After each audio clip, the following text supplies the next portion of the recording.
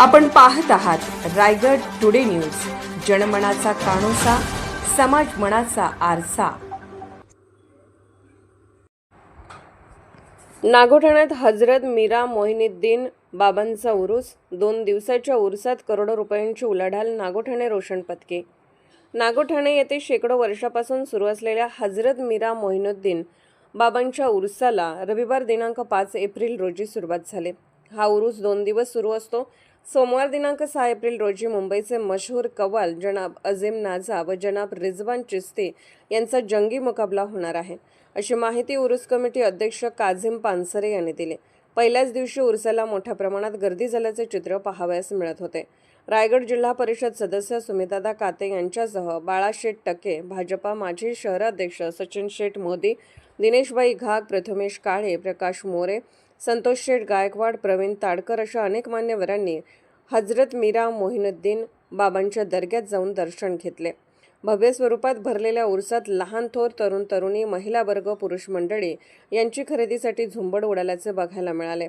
नागोठण्यातील मोहल्ल्यातील विविध ठिकाणाहून वाजत गाजत संदल निघत असून ते उरसात दाखल होतात। या 2 दिवसाच्या उरसात करोडो रुपयांची उलाढाल होत असून विविध प्रकारचे साहित्य, खेळणी, खाद्यपदार्थाची दुकाने विक्रीस उपलब्ध असतात। पोलिसांकडून सुरक्षिततेच्या दृष्टिकोनाने कडककोट बंदोबस्त ठेवण्यात आल्याचे दिसून आले। तसेच उरूस कमिटीकडून अचूक नियोजन करण्यात आले होते। यामध्ये नागोठणे ग्रामपंचायतीचे विशेष सहकार्य सुद्धा उरूस कमिटीला दरवर्षी मिळत असते। यावेळी उरूस कमिटीचे अध्यक्ष काझीम पानसरे, उपाध्यक्ष दानिश इलामी, खजिनदार इम्रान मुल्ला, सेक्रेटरी मुजफ्फर कडवेकर, सहसेक्रेटरी अरबाज फामे यांनी समस्त नागोठणे मोहल्ला ग्रामस्थ यांनी विशेष मेहनत घेतली। हा उरूस म्हणजे हिंदू मुस्लिम ऐक्याचे प्रतीक मानला जातो।